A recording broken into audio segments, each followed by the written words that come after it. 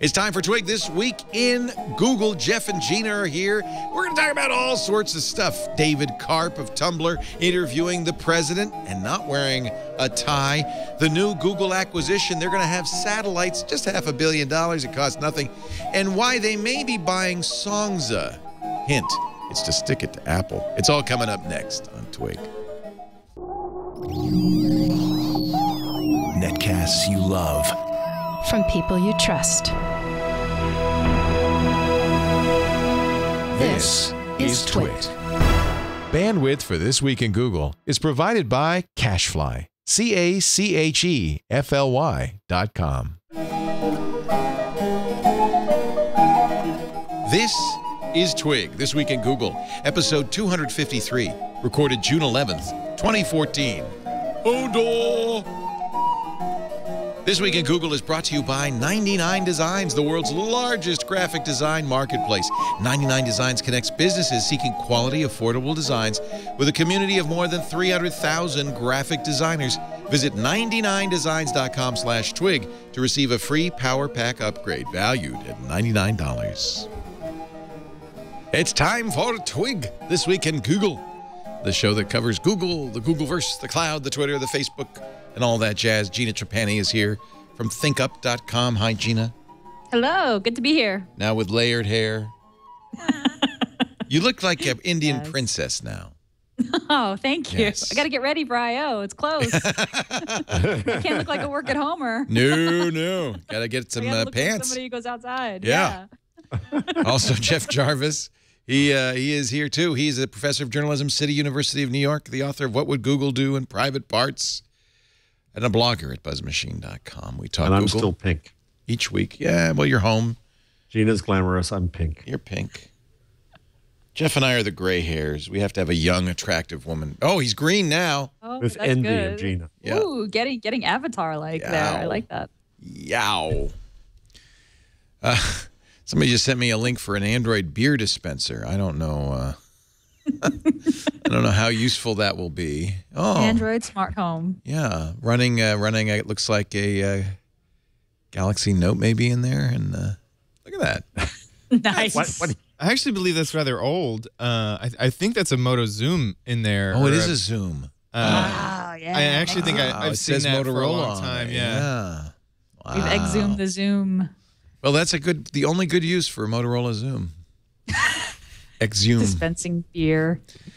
Jeff, I loved your Entertainment Weekly proposal. I'm sorry, I know this is totally off topic, but Jeff published his original proposal for Entertainment Weekly, and I absolutely loved it. And Neil Dash tweeted it and said Yes, how he did. It was very nice. How timely it was.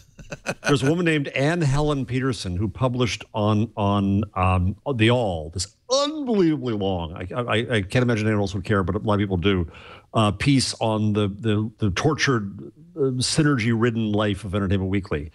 And I dread reading things like that, like I'm going to get smashed again, but I didn't. It was very well thought through, really well researched. It turns out it was a.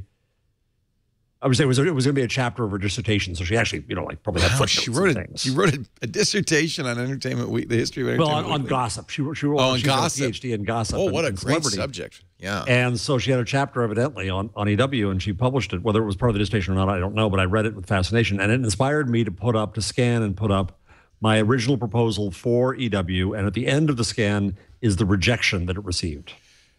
A magazine proposal, The Ultimate Entertainment Guide, Jeff Jarvis, January 31st, 1984. I'm proposing an entertainment guide, a magazine that would come to the aid of the consumer in a very confusing time.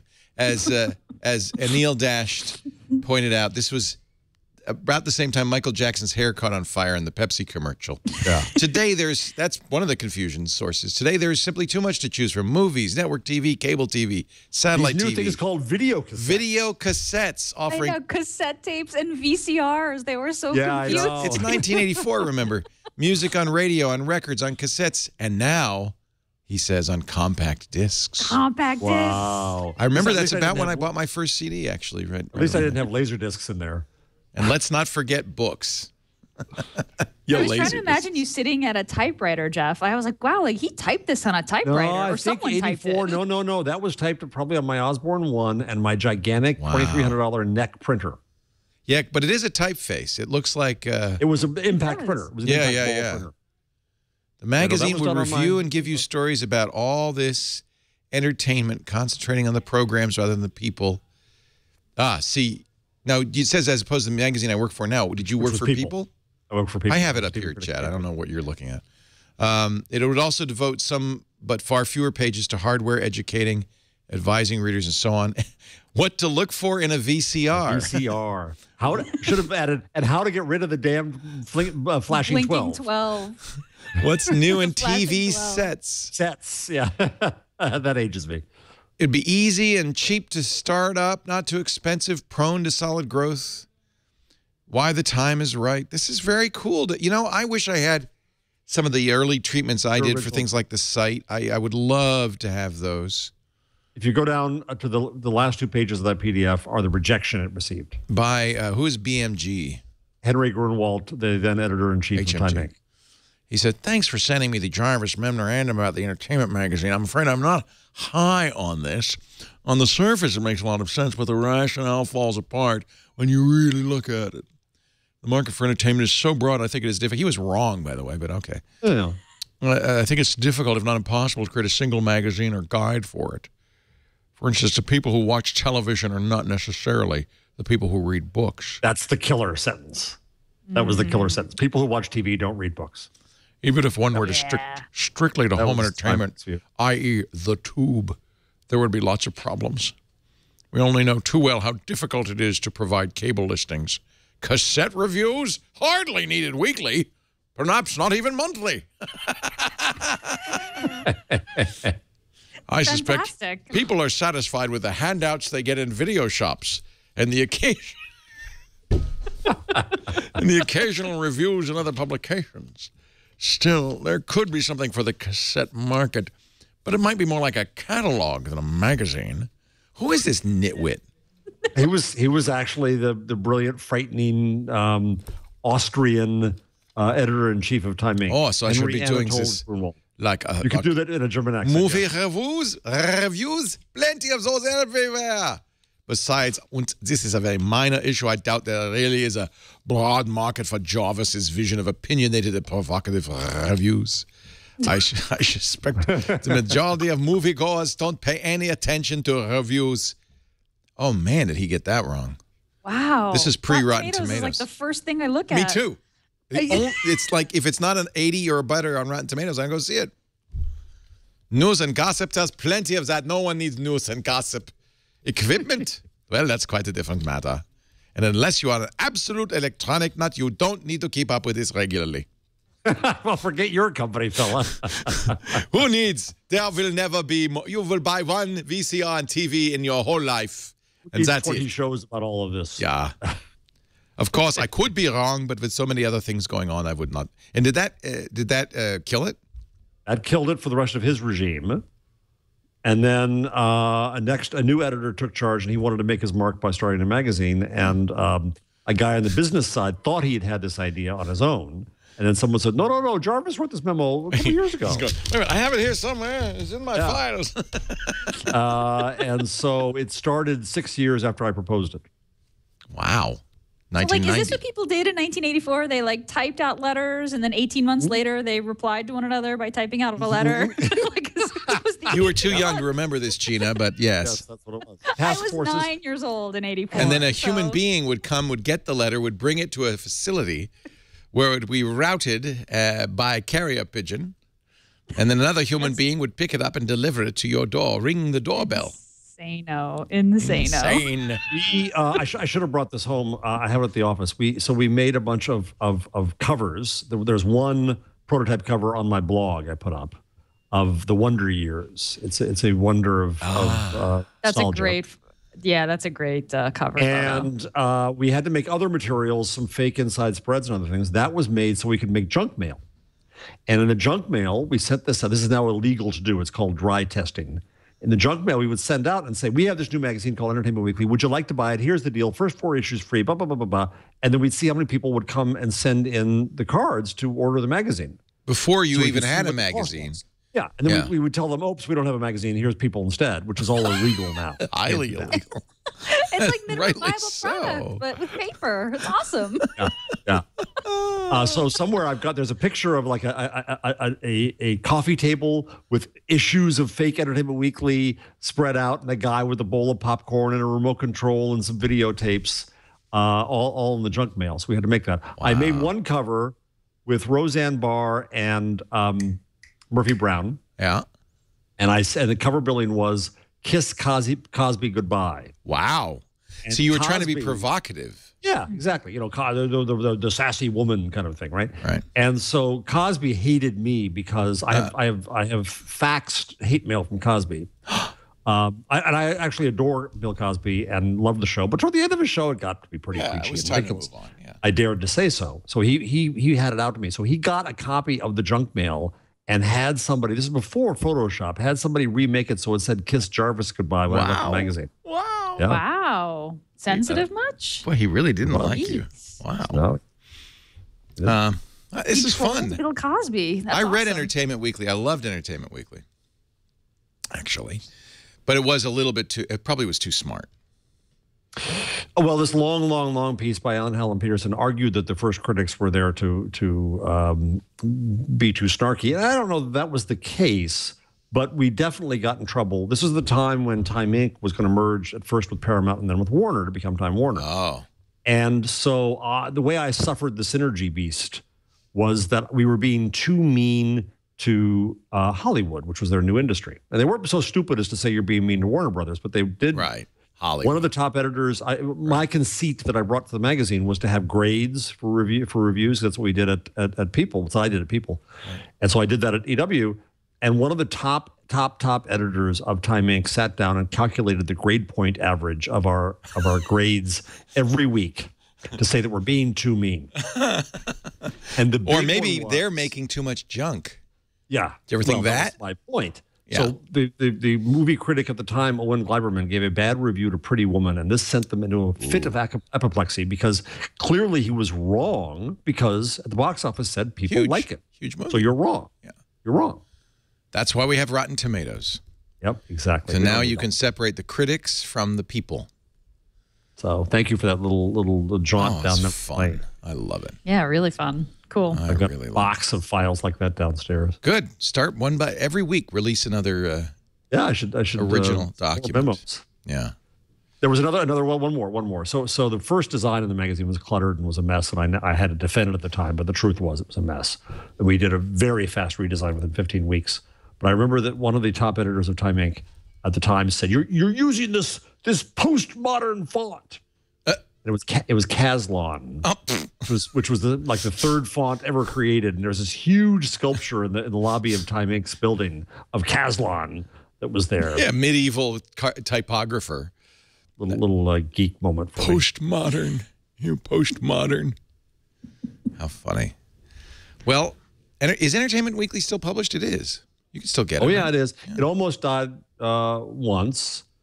But it lives on right now, so God bless it. I mean, it's nice to have the baby there. I mean, if I proposed that magazine today, it wouldn't be a magazine at all. Right. It'd be a platform for people. Right. It'd be Rotten Tomatoes. It'd be all these TMZ things. or something. Yeah. Yeah. Well, no. Yeah.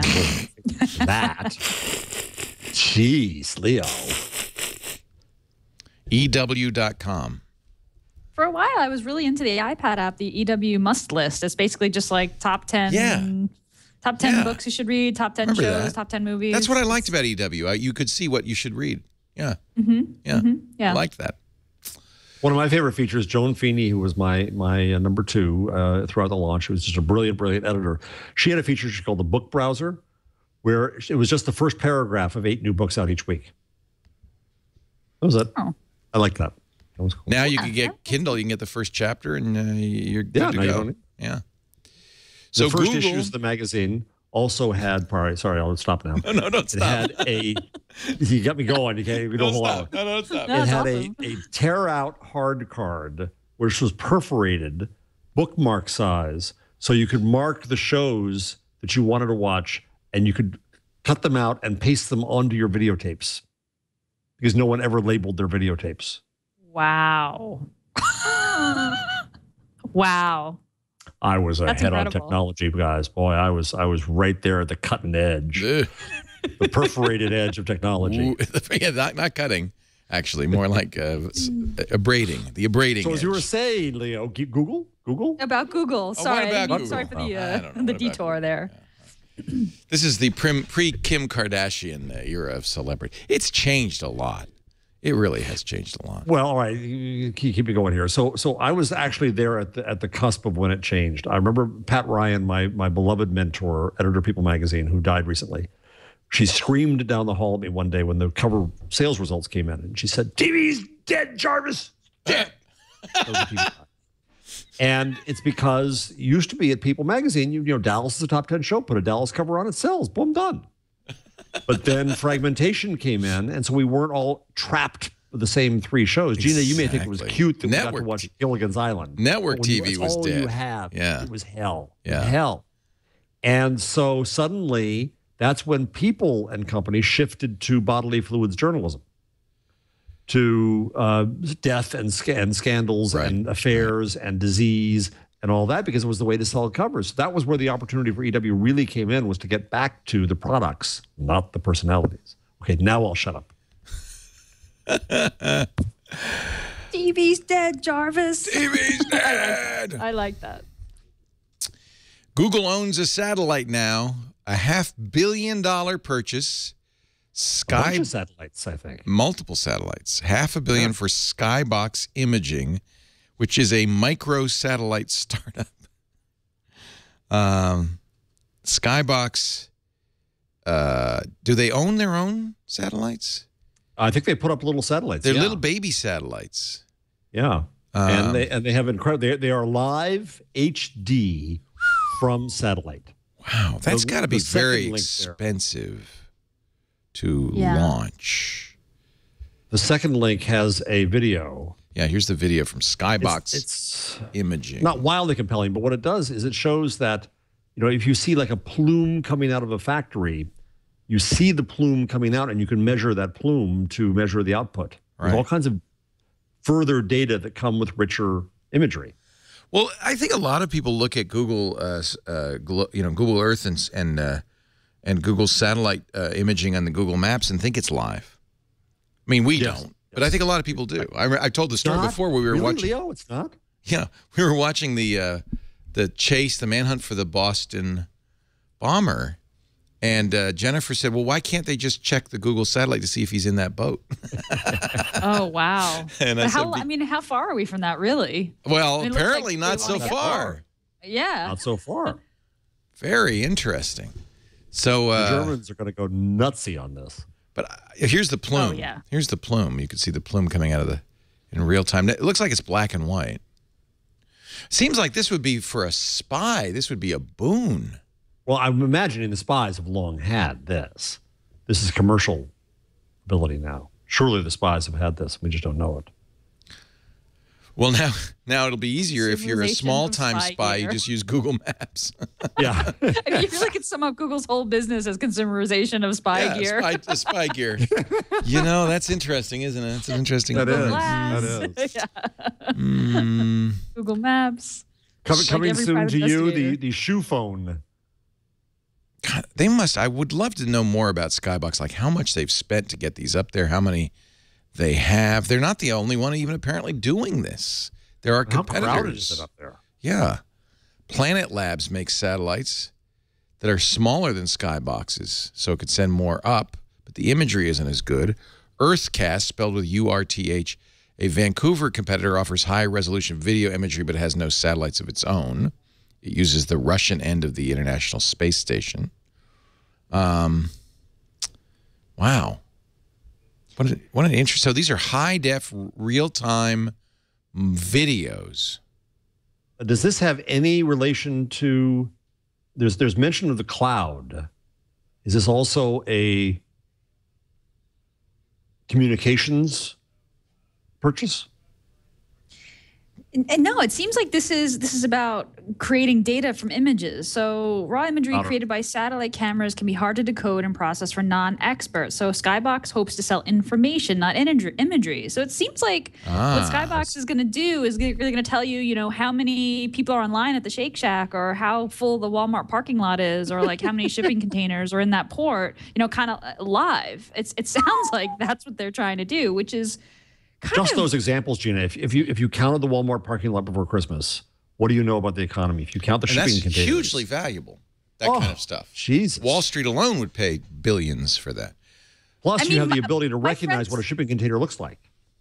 Right, and being able to measure the the diameter of a plume and figure out what the emissions are. I mean, I think that's what Skybox is offering, not just live imagery, which is kind of has obvious plugins to Maps and Earth, right? But like figuring out what that represents. I mean, me and my friends watch the Shack Cam constantly to see when the line is shortest to run to lunch. Really? Oh wow! Yeah, totally. Shake Shack has a live cam. We've come a long way from the Cambridge coffee pot cam. Your first cam. What do you get at Shake Shack, Gina? What's your order? I'm still kind of a noob to New York, like back in New York. So I get kind of like the standard Shack burger fries. Friends of mine did some calorie counts and figured out that the fries are more calories than the hot dogs. They'll get like a hamburger and the hot dog. I'm still sort of in the sort of the very standard order. Like it's like the number one. It's not even they don't have a lot of variety with the burgers. So there's quite a line to the Shake Shack right now. I just want to warn you. I'm just checking the Shack Cam. There always is. There is quite a line. There always is. Look at that. It goes all the way around. It's lemmings, man. It's lemmings. Well, I've never heard of it. I've never been there. What am I missing? It's just a burger. It's a good burger, but it's just a burger. It's a good burger. It is just a burger. It's true. But so now if Skybox could tell me how long it is from the time that I arrive at Shake Shack until I have a burger in my mouth, that's useful. Yeah. Is there just one in Madison Square Park, or are there other? No. There's one near me now. They're all over. The one in Brooklyn has a much shorter line. They apparently also have a custard calendar, so you can plan your custards. Yeah, good custard. When you come to New York, Leo, we'll do Shack. Unless Leo, Jeff sounds somewhat against it. No, I'm not against it at all. I just think biscuits and jam custard. What? So custard is a frozen ice cream. Yeah. I remember that much from my time back east. It's a little bit of a cult thing here. People are down with the Shack. It's a hipster thing. Hence it's the line. It's a hipster thing. Well, it's no different from California and the fakakta, not that great In-N-Out burger. I like an In-N-Out burger, but there's never a line like this for it. It's better than In-N-Out, though. I think it's much dramatically better than In-N-Out. It's good. But I don't take that away from you. But anyway, I didn't mean to diverge. Is it an altar to worship upon? No. I just think it's so funny that, and this is exactly what this Skybox is doing, is to give you an idea of how the line is. Well, I mean, right. That sounds like that's what they're promising. And that's right up Google's alley, right? Now, the other thing Google is saying is that they want to use this as internet access as part of their billion-dollar plan to wire the world. I don't know how they would do that. I guess these things already have communications. Maybe they could reverse engineer it, or. But imagine you Google something that you want to go pick up at your local Target, and Google knows the Target parking lot is packed, which it always is here in Brooklyn especially, and says, hey, why don't we shopping express that to you instead? I mean, that's a very simple example. Wow. But I mean, from a consumer standpoint, that's a big deal. Yeah. Well, if Jeff Bezos is going to launch drones, somebody's going to have to do the real-time navigation. Maybe this is Jeff's going to have his. How many of these little things are we going to have in the sky? Well, that's the thing between that's the thing. I mean, it's a hilarious war between Bezos and Zuckerberg and Page Brin. The effort to put little things in the sky above us is going to, it's just going to, I tried to taunt the editor of the most Luddite newspaper in Germany. Is that me dinging? Who's dinging? Why am I dinging? I'm sorry. I'm trying to turn it off. Are you sure it's you? I'm pretty, yeah. It's me. I'm trying to figure out. Chad's saying it's me. I assumed that it was you, but then. Oh, you assume? Because, well. Oh, Chad. It's most likely textual. Well, it's because I was looking at my sources and I couldn't figure out what. You can't tell from the meters. Definitely me. It's her. Off. It is off. Carry on. Sorry. My bad. My bad. Yeah, the only thing I could tell was it coming through a microphone, and so I thought it was your mic, Leo. You assumed it was I who I was doing this. So, is there air traffic control for satellites? It seems like there ought to be at this point. There are. Well, you saw the story last week of the satellite that NASA handed over to a bunch of hackers to take over and do new things. You remember that story? No. Wow. It went by this. It went kind of around the sun, and it came back into I think an asynchronous orbit of Earth, and they allowed these hackers to take it over themselves. Hackers is not the word. Not the right word, but that's how the story put it, right? Yeah. Because it was gonna it's that Dr. doesn't Strange sound quite right. Right. Yeah. So technologists, volunteer technologists. So anyway, part of the point made about it was if it's out of control, it's like a giant Cuisinart in the sky and could start, cutting up other satellites, and Sandra Bullock ends up flying between satellites and horrible things happen. I'm surprised we don't see that story all the time. There's a lot of crap up there. Yeah, no kidding. Space junk. And it goes really fast. Yeah. I'm shrieking. Huh. Apparently, I've lost some geek points for not knowing about the hacker's satellite. Ooh. Well, those geek points come over to me because there are no lost points on Earth. It's zero sum. The points you lost, I just gained. You just gained my. So if you search for jerk face on Google, Sergey Brin's picture pops up, which I think is kind of interesting. This is all thanks to Violet Blue writing on ZDNet. Thanks for nothing, jerk face. It's a ridiculous column, I will say. Well, let's talk about it because, on the one hand, it does feel a little bit. Well, I knew you would defend it. So, well, no, because here's where it starts with. It starts with him confessing that he shouldn't have been involved personally in Google Plus because he's not social. He doesn't understand social. He said at a conference last week that Google Plus was a mistake for him. He says, I'm a kind of a weirdo. Yes. It was probably a mistake for me to be working on anything tangentially related to social to begin with. Which I think is hilarious, but also very candid and open. Me too. And he's saying, yeah, I'm antisocial. He's just saying, I probably was a bad influence on it. I think that's fine. She goes off ranting, just using that as an excuse to rant about how she can't stand Google and Google Plus. Okay, but that wasn't the launching pad for that. That's my point. She says Google Plus broke our trust. Now, she was a victim of the NIM wars last year or the year before, even though she swears Violet Blue is her real name, which it may be. I don't know. I don't know her. Apparently, many people around here do. But she does bring up this interesting case of somebody who's undergoing gender reassignment who got outed to her work because I'm not sure what the details were, but she had a pseudonym and a real name, and the pseudonym got mixed with the real name in the Google Plus grand mixing of things, and people started to find out about stuff she didn't want them to know about. At the time of Google Plus, there was a lot of stuff about the names. I haven't heard a peep about that until this for well more than a year. Well, and people got mad about YouTube, you being forced to use a real name on YouTube comments. But I got over that too. They seem to. In fact, it's improved YouTube comments. So bingo. But I think there are reasons for anonymity, but I guess you wouldn't want to use Google Plus then. And, the real problem is that it's pretty obvious that this benefits Google to have you use a real name, because then they can aggregate all the signals from your real name together to make a better picture of you. And really, that's the accusation at the end. She says, with Google Plus, it became clear we were all little more than webs of flesh spun over packages of saleable data. So don't use it. So don't use it. It's hard not to. There was a response in another column. Just don't use it. Then don't sit in their self-driving cars. Right. Well, I think she feels betrayed. She felt like Google was a company that we wanted to trust. We thought we could trust, and now we find out we can't. But that's where, that's where I still, yes, I'm defending them once again, but I forget who it was who wrote the response to her. I'm sorry. Also on ZDNet, another ZDNet columnist who responded. Right. Who just said, listen, like you didn't know this. Right. Apple makes things Microsoft makes Right. software. Google makes Grow up. advertising. Right. And this is what their business model is. There's absolutely no surprise to this. This is the deal. You get these great free things, but yeah, they're going to use your identity, and that's the way it works. I'm kind of sympathetic, though. I like Google, and I want to like Google and trust them. So I'm a little sympathetic. I mean, maybe it's a mistake, but we do it all the time. Apple, people, Apple's a company, but people feel this strong affinity for it. Google, I think the same thing, where they feel like, well, maybe we can trust them.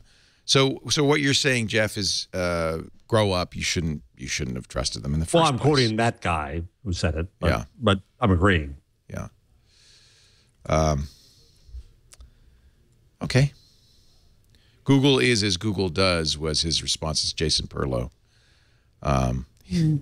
And he says, while I empathize with Violet over her experiences and how the social network has been managed, I wish to point out that Google co-founder Sergey Brin, admitting to Recode, which is made up of the richest and most powerful people in the technology industry, that his personal involvement in Google Plus was probably a mistake, is not at all uncharacteristic of the way Google has been conducting itself since, well, forever. I don't want to defend Google, he says, or writes, I'm paraphrasing.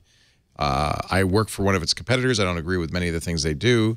I do encourage people to look for alternatives to Google, but in this situation, the only thing I can offer Violet is, paraphrasing the immortal words of Forrest Gump, Google is as Google does. If you're going to use Google services, it's part of the deal. I've been saying something like that all along. You can't be surprised that Facebook aggregates your information. You're getting a free service, and the payment you give them for your free service is your personal information and your attention, and it's the same with Google, right? But I do think we're going to start to see, that, and we're already seeing this very interesting polarization between the Apple, Microsoft side and the Google, Facebook side, where Apple and Microsoft are going to step forward, true or not, and say, well, we protect your information. We protect your privacy. Use us, and you will be safe. And Google and Facebook say, we're giving you great free stuff, and as a result of the things we know, we can give you predictive stuff like Google Now, which Apple can't do. And you'll have the choice. It would be great if everybody had a choice and could choose privacy or openness. But it's not privacy you're choosing.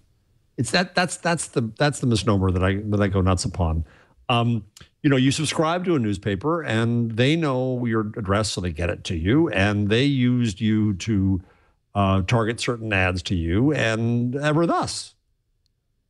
Media is as media is. Well, that's where the real betrayal could happen, is if Google's never made any bones about it, nor has Facebook. So in that sense, you really shouldn't be, you shouldn't protest too much. If Google says we're going to use your personal information, that's what they do. That's the deal. It's always been the deal. But Apple and Microsoft are saying, no, don't be scroogled. We'll take care of you. And if they then betray, that's a big betrayal. Then that is more significant. But if Google betrays, it's a big betrayal. I don't think Google has betrayed. Well, what Violet says betrayal is associating. Google screwed up on the names for a while, but then they fixed she doesn't like the names, but she's ultimately, the problem is that Google sees us as a what is it, a fleshy web around saleable data. Well, yeah, right. That is what else are they going to see us as, right? Welcome to the media business model. Indeed, the problem I have is it's a little simple. It's a little bit reductionist though, because you could say the same thing about any advertising supported media like Twit. You could say Twit's business model is to deliver attention to advertisers, but that's reductionist, because yes, that's not untrue. It is our business model to deliver eyeballs to advertisers. That's how we make money, but that is not what motivates us, what moves us, what gets us excited about what we do, what gets us up out of bed every morning. It's the way we can pay for what we really love to do, which is to give you information about technology. Right. So it's reductionist, not untrue, but reductionist to say, well, Google's just treating you as a packet of saleable data. That's just their business model. There is indeed an exchange of value. And the exchange of value isn't just that I get free stuff. The exchange of value is also that I get higher relevance. I get better stuff because they know who I am. Now let's turn violet blue positively apoplectic purple. If you go to the third from the bottom within the Google section, Google imagines people as applications. This was from Information Week. It was a patent found from 2012, but it's actually kind of mind-bendingly fascinating, because what it says is that technology. I'll be eager to hear what Gina thinks about this. It says the technology is built around the notion of an application, If you instead turn that around, and to that we add people. Oh, I'm in mail now. I'll email Leo. Oh, I'm in chat now. I'll chat with Gina. But it's organized around the application. If instead you organize around the people. So here's my Leo world. I could send Leo a video. I could email him. I could chat with him. I could do this. I could do that. If you flip the organization, the taxonomy of technology and connections, and organize it around people instead of applications, what does that world look like? To understand what this means, this is a patent application that came from the Chrome team in 2012. It was published last week. You have to understand a little bit of the history of computer operating systems and science, and I know Gina will remember this. For a while, we were talking about a document-centric way of computing. So computing, the way it evolved, and it evolved haphazardly, was around applications. But a lot of people said, well, really, an application is just a way of processing data. What if we had a document-centric way of looking at computing? And Microsoft tried this, Apple tried this, and it was kind of a flop, where everything would start with the document. I think this is just another way of recontextualizing what's going on here to make it more efficient and say, well, really, it's not applications, it's not data. What it really is people. That makes sense, Gina, right? I mean, it does make sense. If you look at particularly our smartphones, which are communications devices, it's really weird that you go to an application to do a thing. You know, it's like saying, I'm going to go in a room and talk on a phone, right?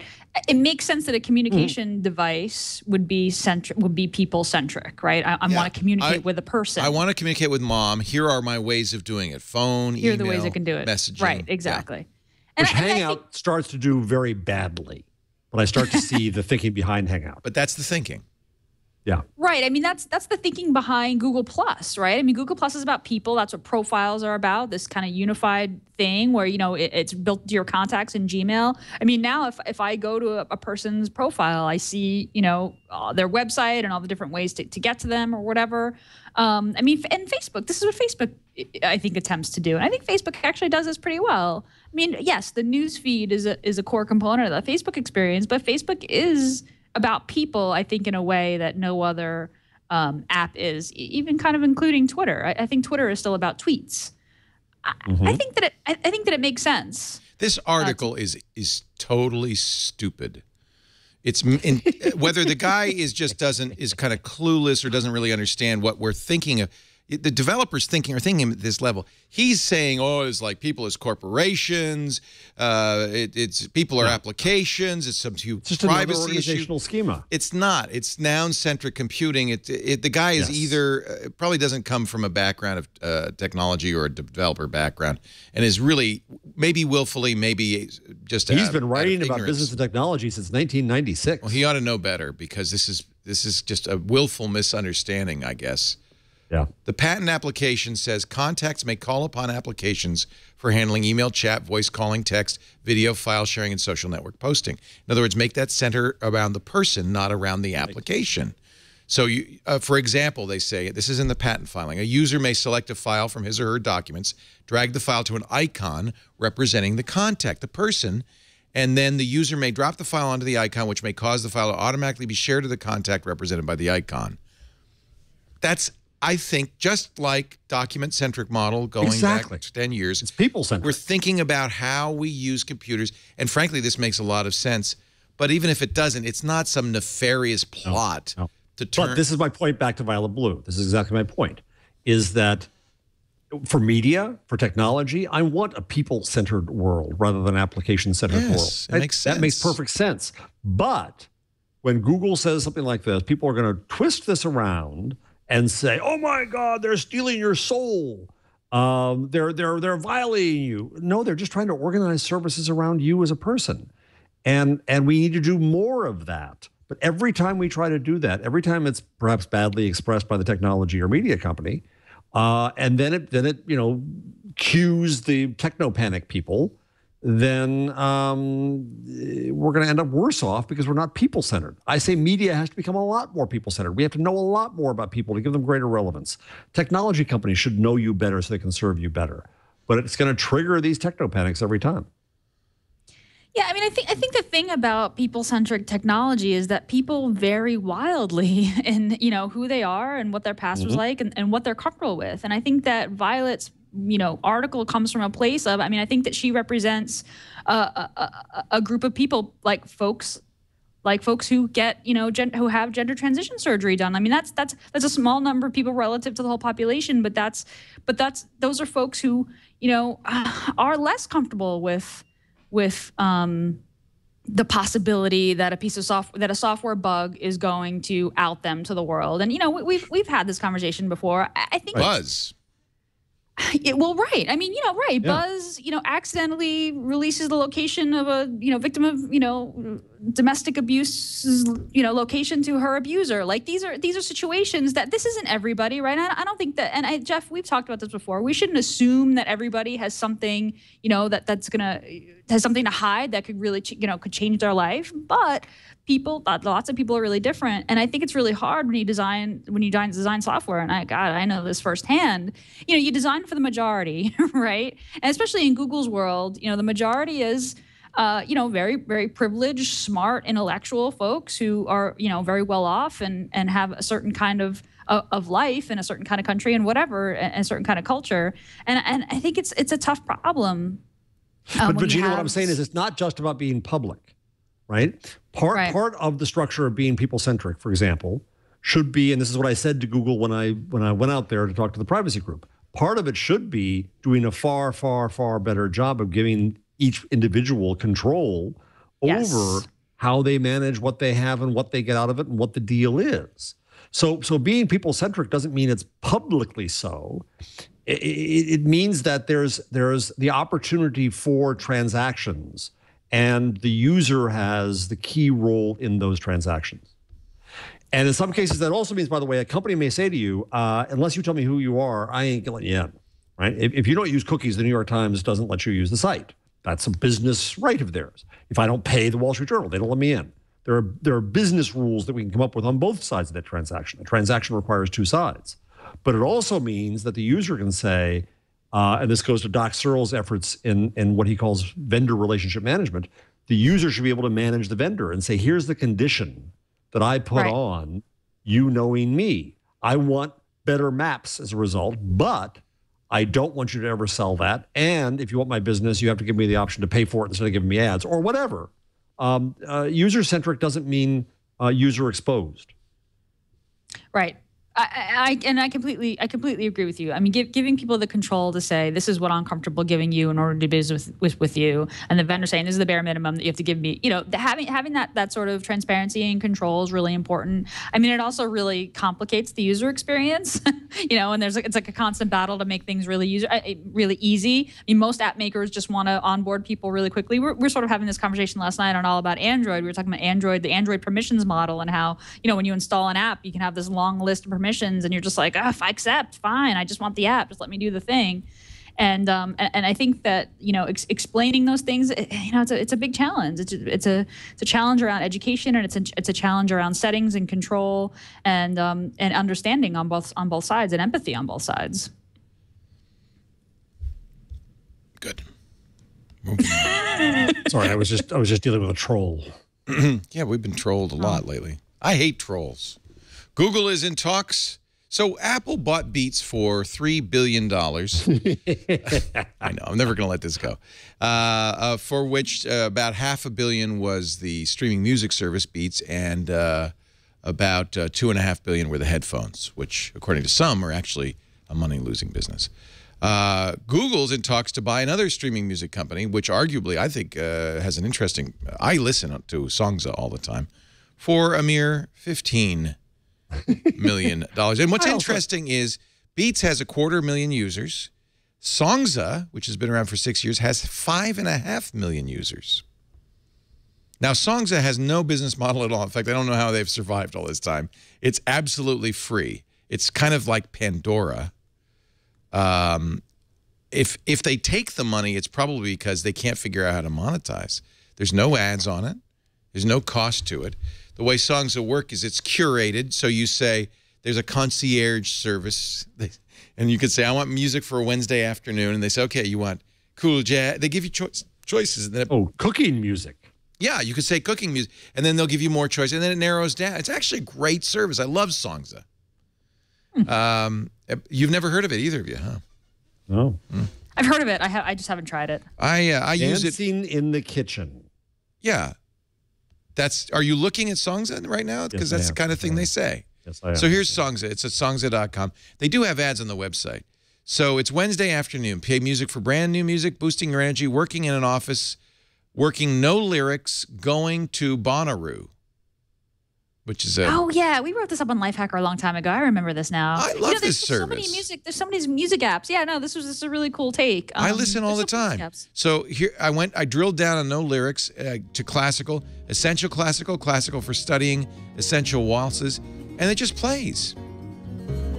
I use it on my Sonos all the time.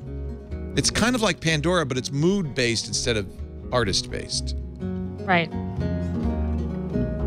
But you can do a decade. Like you can go, I want 1990s party music. And then look at all the choices. 90s dance hits, like 90s school dance. You want your 90s school dance? All right, let's go to the prom with Gina Trapani. Let's hear what she was listening to. It was, of course, I know everything. I got a satellite watching you. Can you identify this song? Oh, I mean... Of course. I have no idea what it is. I have no idea what it is either. Come on, guess it was singing. I don't know the name and the artist. You don't need to. That's the point. I know the lyrics. Yeah, exactly. The prom comes rushing back to you. So this is about making Google's "I'm Feeling Lucky" on All Access better. Is that? Yeah, I mean the story comes from the New York Post, so I don't know how accurate. I was going to say the Post. What is this rag doing in our rundown? What's happening? Right next to the story about the strippers arrested for drugging, blackmailing rich clients. Adam Levine apologizing to exes before he got married, and the Kardashian producers refused to pay in Hamptons.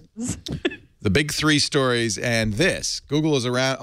The source, one source close to conversations, says Google is offering $15 million. Second source said the figure on the table was much higher. Page would have to beat out several suitors. But I can absolutely see Google buying this, because it's becoming clear that the key on music services, at least if you believe Beats, Jimmy Iovine, and Spotify and Rdio, is recommendations, is curation of some kind. I also think it's almost, cynically, it's almost, they spent $3 billion. Go find the cheapest music service you can buy. Yes. Just anything. I don't care what it is. Just to embarrass them. Go to Walmart. By the way, that was the Spice Girls, okay? Just so you know. Oh, yes, the Spice Girls, of course. Yeah, I mean, doesn't Google keep 15 million like stuffed in the bathrooms at the Plex? Yeah. The quarters under the sofa cushions add up to more than that. So, anyway, I actually like it mostly because it would, in fact, embarrass Apple quite a bit. I don't know why. And this You're gonna get some email about that. No, I've been ragging them about the Beats purchase since before. First I thought, oh, this couldn't even be true. Yeah, that was the funniest thing when you finally had to say, oh, I guess it was true. Who would have thought? It makes no sense, but it's true. Yeah. Google is preserving street art. This is pretty cool. You know, every time I see a Banksy go by, I think it's gonna end up getting ruined. That was sad. Well, didn't the Banksy project was it Brooklyn, New York? Where was he? I forgot. Or San Francisco. He was somewhere. He did a whole thing, and they're all gone. And same thing with Christo. Christo puts up these big installations, and then you can't leave a curtain across the Grand Canyon up for very long, so you have to take it down, or giant umbrellas in Central Park, so you take them down. But they should be preserved. Here's photographs of eyes affixed to dwellings in Rio. You can kind of see them. That's neat. Yeah. There's a wonderful, wonderful movie I want to recommend that's related to this, which is Alec Guinness's The Horse's Mouth. Love The Horse's Mouth. About a crazy guy who just sees a space and must paint it. Yes. And it is a magnificent, magnificent movie. And so this reminded me of that, of Google preserving Gully Jimson's art Shepherd in Ferry. The Horse's Mouth. Gully Jimson. You know, that was a great novel. Was it Joyce Carol Oates who wrote The Horse's Mouth? It's a great novel. She's not that old. The No, movie was 1944. You're right. You're right. Joyce Carey. Joyce Carey. See? That's how your brain See how my brain works? Oh, wow. You guys. It was a Joyce somebody, just with a C. Anyway, great novel, and even a better, I think, movie. If everybody should just go home right now, stop watching TV, and go watch every Alec Guinness movie ever made. This is the greatest ever. Just be happy. But The Horse's Mouth is the one. EGR. All about creativity and passion. Hey, this seems to me, by the way, the new style for websites. I'm seeing a lot of these. So you go there, it's video, full screen, and there's that down arrow, right? You see this everywhere now. It's the Snowfall Avalanche. Oh, is it Snowfall that created this? I think that's why. No, I didn't create it. That's where Snowfall got it from. But I think that's in my world. That's what popularized it. And now Medium does similar things. Yeah, Medium has got that big image because we're looking at a web redesign, and this is actually kind of what we're looking at. Shouldn't you, when you go to twit.tv, see a big video? No, you should actually. You know my argument, Leo. I've said this to you before. What? I think you should see the live video of what's on the network right now. Yeah, that's what I'm saying. That should be there. And then the down arrow, and you scroll down, you can see other shows, other people, other stuff. But it should just go right there. What's on now? What's on now? Yeah, good. Yeah. No, I think. But, you know, the truth is the web's dead, so who cares? I mean, really is. Don't you think? The web is dead. I was Vox, the new site started out of Vox Media. Yeah. Really interesting. They created their entire structure. They created their content. They did all that. And now they're building the homepage. Right. Because they're admitting their homepages are dead, but we're going to have one anyway. But it was the afterthought. You totally have to have one. And we always has to be at twit.tv. But ultimately, it seems to me it's the apps that matter, right? Yeah. Yeah. The readership of newspaper homepage, the New York Times report on innovation panicked because their homepage usage was going down. But the New York Times still remains south of 50%. News sites I know of in America 5 years ago tended to have only 20% of their audience would ever see the homepage in a day. Now it's going down to about 10%. Right. So all this effort we put into, all of our ego we put into packaging of saying, everybody's coming to our homepage. That's what says us. Nobody sees it. It kills me. Kills me. I mean, we literally have spent millions on web pages at Twit. And now it doesn't matter anymore. Well, maybe not millions. Hundreds and hundreds of thousands. By the way, this Vox page sucks. But it doesn't matter, does it? Well, they haven't started redesigning it yet. That is ugly. Yeah. But they didn't care. It looks like they didn't care. People are clicking through Facebook. Right. Facebook is the new homepage. See, what really matters is what you see when you go see an article, isn't it? Exactly. That's what matters. Yeah, most read right there at the top. Yeah. Melissa Bell, who was the, I think, managing editor there, she also said that she purposely avoided a taxonomy and thus navigation to see where it went, to see what emerged. Yeah. Really smart. Yeah, I read that article. I liked her line about how breadcrumb trails, would create meetings and meetings and meetings and meetings, and the website would just never get anywhere. And people don't use them. Yeah, it's really interesting. Smart. But it's a little depressing for somebody who's trying to keep up, because it changes every 5 minutes, and it's only accelerating. I can't keep up anymore. How do people find Twitch shows, Leo? I feel like your big challenge is, you don't easily have something that's shareable on Facebook or Twitter because audio doesn't go viral like that article. That's right. So, well, it's an interesting challenge because podcasting traditionally you'd go to iTunes. Nobody does this. Right. You'd go to iTunes, you'd search for content, and you'd subscribe to it, and then you'd download it onto your iPod. It even sounds laughable now.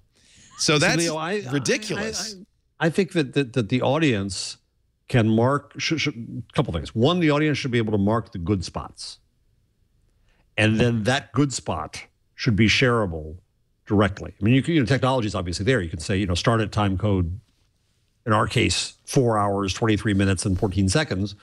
And share the next 20 seconds. And to make that a highly shareable artifact, I think would be a key to maybe, because I'm not trying to make Twitter everything. That will be for the next 5 minutes anyway. But yeah, well, that's true. You know, I think I'm gonna. Okay, here's my thinking on this, because I spent like wake up in the middle of the night every night thinking about this. I'm sure it's incredible challenge. Yeah.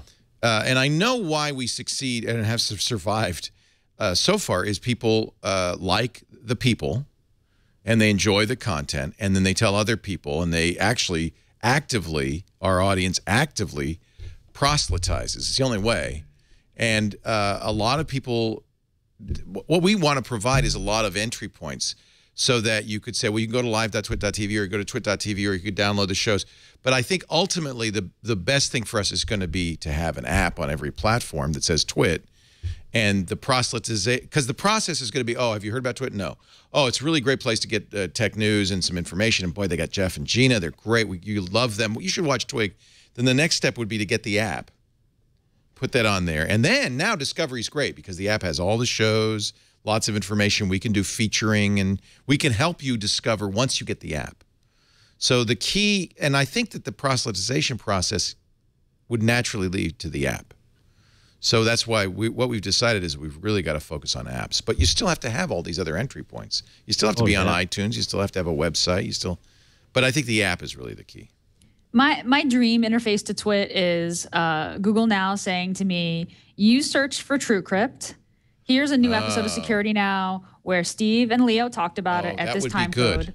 Where I tap on it and I can start the conversation right where you guys start talking about How do we do that? Yeah, well, that's the thing, right? Without text or, without a transcription. Well, we have transcriptions and it still doesn't do it. I mean, every show, Security Now show, has been transcribed, every one of them. Right. So that doesn't help. Yep. Interesting. You're right. I agree that the player should have and YouTube does this, but it's too hard. People don't do it. But you could, if you're watching a YouTube video, you can give somebody a link to that point. But nobody's going to do that. We've looked at ways to do that in our player on our website, where share this moment button, where you press share this moment and then it would tweet it. I don't think that, I think that would help. We also put out Twit Bits, which are short clips, highlight clips of each show, and hope that people share those, but they don't. I mean, the thing is, I don't want to make Twit into something short. The point is the TV online isn't just 6-second clips. TV, I make this point, I was speaking to the European Broadcasters Union and bring up Twit at that moment. Say it's either 6 seconds or it's an hour and a half talking about Google. Right. And it can and should be both. We do content that's designed not for somebody who wants a quick hit. We do content designed for people want to think about it. But it's discovery. Who care about it. So the challenge that Gina raises is discovery. But you don't want to have somebody discover a short clip and think that's what they're going to get, because it isn't. It's much more challenging than that. So I still believe, and I think this is the eternal verity. The technology is constantly changing, but the eternal verity is word of mouth proselytization by fans. A fan telling somebody else, you've got to try this, is really the only thing that works for detergent. Well, maybe not for detergent, but for Shake Shack. It ain't an ad that makes Shake Shack success. If for Shake Shack or for... It's all these lemmings pushing each other there. It could be the line. It could be people going by Madison Park, seeing the line and saying, oh, there must be something going on there. What's going on there? Yeah. We're going to take a break, and when we come back, we'll do the change log, because Web 4248 in our chat room is demanding it. He says, please, can we have some news? All right. Our show brought to you today by 99 Designs. 99 Designs is the place to go if you want to get a design. And I think so many people think they can do it themselves, and I want to tell you, you can't. If you're a chef, cook, but have your menu, have your website, have your Facebook page, have your Twitter account designed by somebody who designs as well as you cook. Simple concept. You are going to get a design you love, guaranteed. 307,689 designers are sitting and waiting for you to go to 99 Designs. The way they've set it up, which is so clever, is you create a design contest. You say, I need a logo, or I need a landing page, or I need, I don't know, a car wrap, T-shirts. We get all of our Twit clothing, T-shirts and hoodies designed at 99 Designs.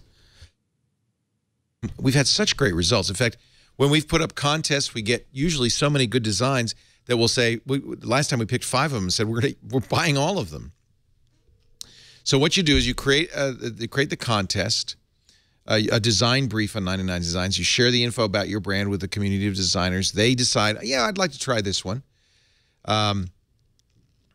Once you launch the logo contest, you're going to wait a few days, and you're going to see those ideas roll in, and then you're going to pay. And a logo is $299. You can pay more, but in fact, what they also do is they'll offer a identity package. So you get the logo, you can also get a T-shirt, you can get a website, you get it all designed around one thing. There's all sorts of ways to do this. 99 Designs is so great. The first interaction between your brand and a prospective client is your logo. Get it done right. You should see our T-shirts, our hoodies. We've got such great results.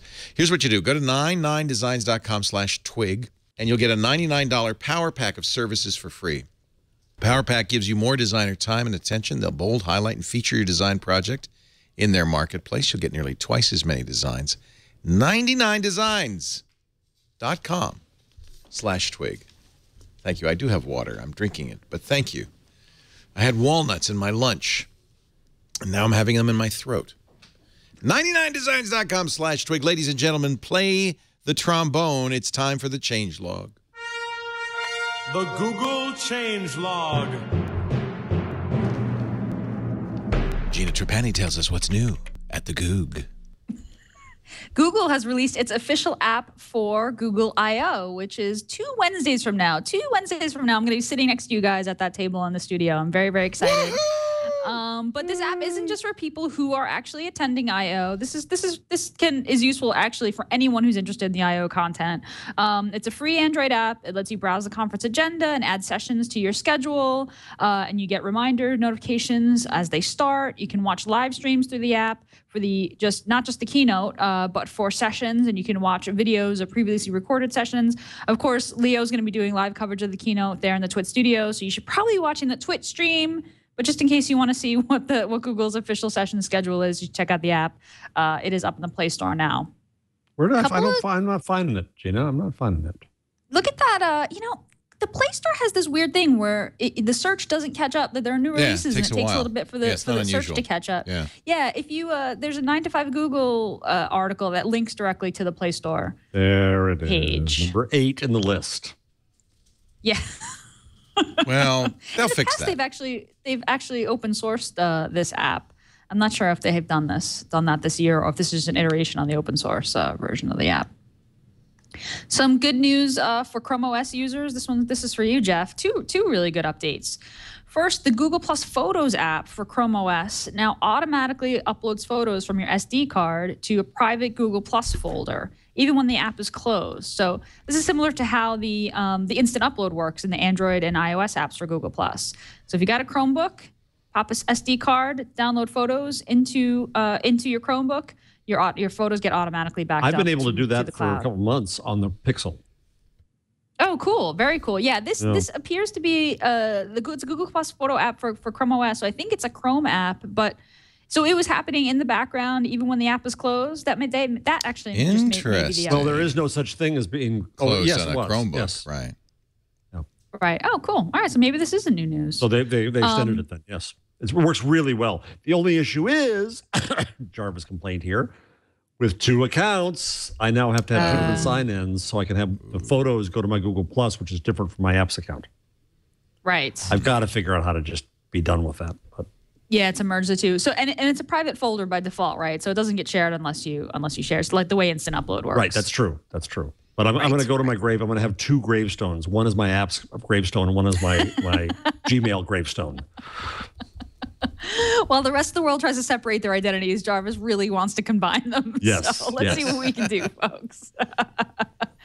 Also for Chromebook users, there's a new Google Play Movies and TV extension that lets you download video purchases or rentals for offline playback. Very, very, very cool. So you can watch your videos, your movie and TV from the Google Play on the plane without Wi-Fi.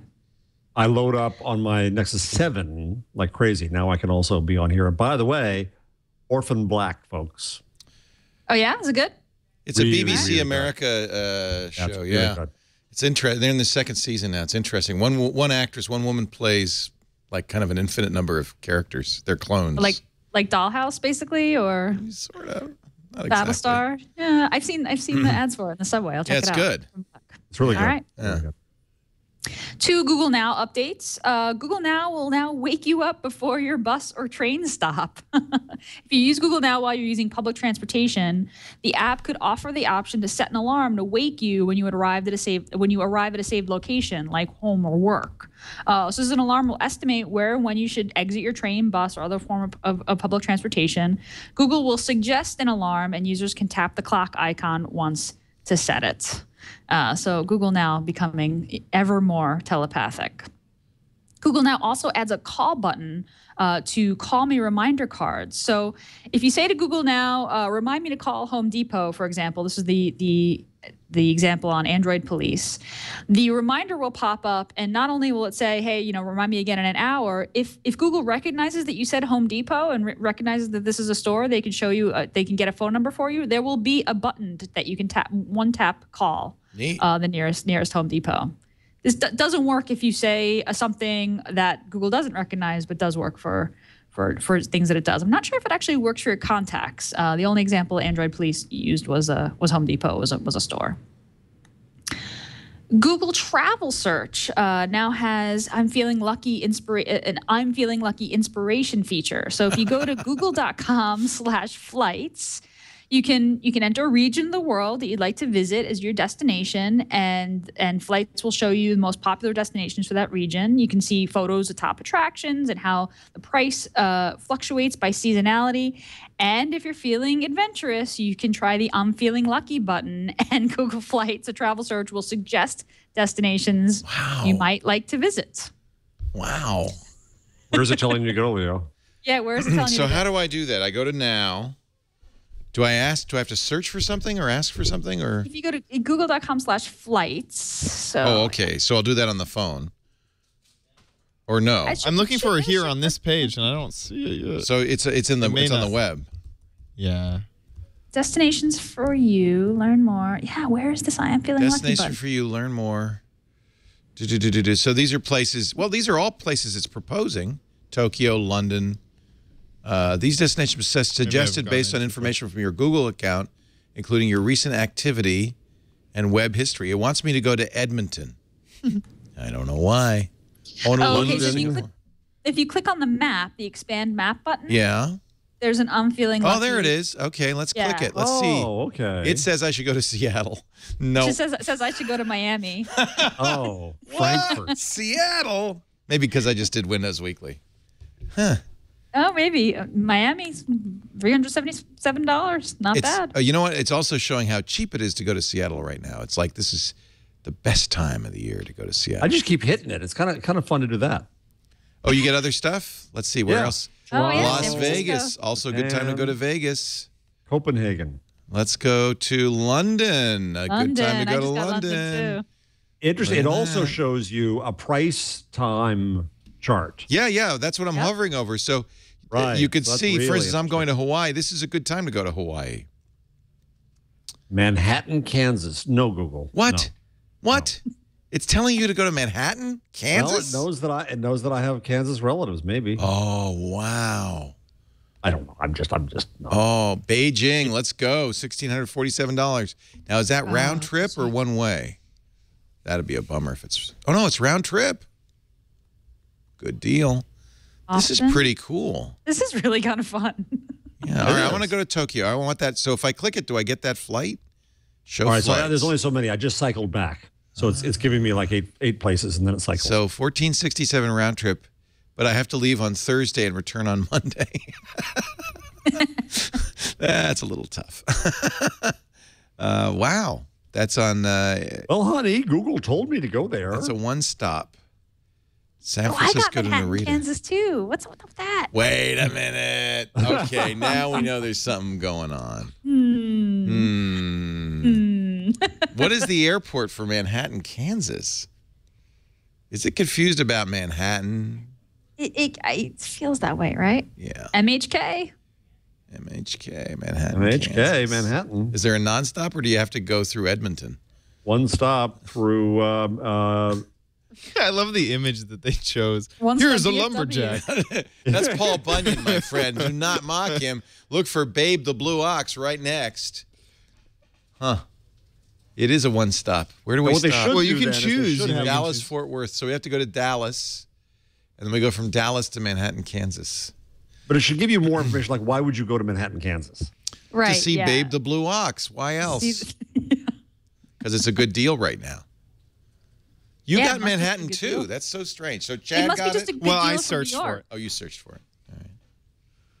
Anyway, that's Jeff and I are both in New York, so it must fun. be just a good deal right now. Fun with data. And it's because we should see the flyover, Gina. We should stop, thinking that it's just two coasts like your life is. This is telling us to go and meet the people. Flyover states. True. It's true. All right, last bit of the changelog. Google public alerts now include tweets to help answer important questions. So if you go to google.org/public alerts, you will see tweets from disaster-struck locations. So this is when bad stuff happens. It will, basically, Google's kind of sucked it up a little bit after their back and forth with Twitter a couple of years ago, and decided that this product is better with tweets. These are extracted from Twitter's public API, and they're used to supplement updates. And these are tweets from organizations like the National Weather Service. And the idea is to have the public tweets help answer the questions like, are schools closing? Are neighbors evacuating? What are people seeing on the front lines of the storm? And, of course, Google Public Alerts disseminates emergency messages through services such as Google Maps and Google Now, as well as on the Public Alerts website, which I forgot about and had to remind myself is google.org/public alerts. It's one of these things you don't look at, right, until the storm's coming. And but this tweets feature is English only. So a lot of fire weather warnings in our neck of the woods. This is cool. You could say what locations, what kinds, what language, and sort by relevance. Yeah, if you click on one of these warnings on the left side, there should be, theoretically, there will be tweets someplace on that page about the topic. Maybe so not. It's not just tweets. I mean, it might not just be tweets. It's not just tweets. It's coming from NOAA and other sources. Yeah, this is from the National Weather Service. Yeah. Yeah, the tweets are supplements to Google's regular announcements and other sort of aggregation from other sources. I like this. The original text for this alert has been automatically reformatted to correct capitalization. See, what happens with these, well, if you look at them, they come in all caps. They're very ugly. Oh, wow. And so Google is parsing it to make it sentence and make it look like prose. That actually is great. I've always hated these weather alerts. They're like they're shouting at you. Yeah. Now it's just... Yeah, it's much more readable, They put it in Helvetica instead of put Courier. It in bullet points. Yeah. That's really cool. We are no longer shouting. Windy and very dry through Friday. Low pressure over the Pacific Northwest. Weather for the hard of hearing. Garrett Morris. All right. Garrett Morris. Anyway, That, ladies and gentlemen, is a change log. Chad Hurley and who's the other guy? Chen, right? Jeff Chen have split. The founders of YouTube are going their own separate ways. Chad has spun out Mixbit. That was the thing they were doing together. And Steve Chen is going to Google Ventures. I remember Amber MacArthur discovering YouTube before it was a Google thing. We interviewed them. We said, what are you going to do when you get sued by every company in the world? And they were very bullish. And then we called Jeff Chen the day that Google offered him 3-point-something billion. And 1.6 billion. 1.6? Is that all it was? That's all. Man, they got ripped. Oh, so you called him and congratulated him? Yeah, the new billionaire. It was cute. He was a very sweet guy. I really like Jeff. He's now working for Google at Google Ventures. Steve Chen. Jeff Chen, I don't know. My good friend Jeff, yes. It was a long time ago. I'm an old man. So that's cool. Sure I guess. Remember didn't they buy, what did they buy? Delicious? And Mixbit. They bought Delicious, and they sold it again. And then they sold it back. And then Mixbit wasn't going so well. And 1.65 billion. Yes, that was right. Billion. Yeah. Gosh, it seemed like a lot at the time, and now it's nothing compared to WhatsApp. Well, it seemed insane at the time. Everybody said Google was nuts. Yeah, they made their money back. $1 million a day in bandwidth fees. Oh my God! Twice as much for Beats. I loved John Oliver's discussion of net neutrality and how he compared the FCC to having a dingo watch your baby. But apparently he made a mistake because he called for trolls to overwhelm the FCC, and they did. Very shortly after his rant on Sunday, the FCC's website was brought down by a database denial of service attack. And but then there's another report that says the FCC says it wasn't hacked. The commenting system is just old. I just put that link up. Well, it's old and easy to mess up by overwhelming it. Oh, interesting. Yeah, it's 17 years old, that commenting system. Was there even an internet 17 years ago? I know. Well, it's the same. Mark Andreessen just had a string of course, that's all he does now is string tweets. But he was reminding us that what's that new tech series? Not the one from like in the 70s. Halt and Catch Fire. Right. So he reminds us that the VA's system was created when that show was taking place. Nobody asserted that the FCC system was hacked, by the way. So I don't know. That article is not actually denying anything that anybody asserted. It was a denial of service attack, which just means a lot of people put comments in the system. And of course, 17 years old, it couldn't handle it. So I don't know what, Well, a pure denial of service attack would be just to ping it for the sake of That's what they did. That's what they did. And they did a particular thing. The FCC said, we received a surge in the volume of visits to our electronic comment filing system. A byproduct of the high volume was what is known as a dead record lock. What happens is you post a comment and you immediately search for it, and it locks up.